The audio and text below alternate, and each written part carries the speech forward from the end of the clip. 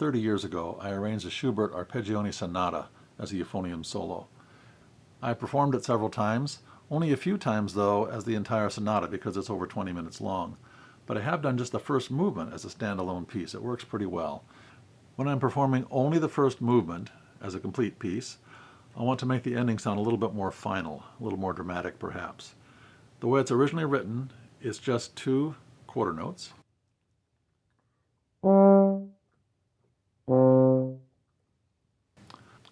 To make that ending more final sounding, I'm going to add double stops or emulate the double stops that a string player might use. On the first of those 2 notes, I'm just going to do an octave. The written last note is a low C concert or a D in treble clef. It's a minor chord on that note. I'm going to move that note up an octave and emulate what string players often do in a double stop, which is to play a chord. So I'm going to cover all 4 notes in the chord, starting with the lower octave, then the 5th, and the 3rd, and the upper octave, so it's an open chord. So the first note, the 5th, 3rd, and the tonic up.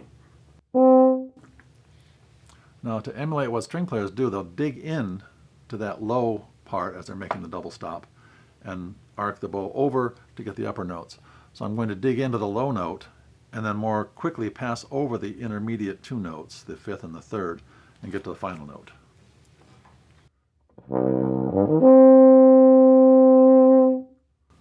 So putting those 2 notes together.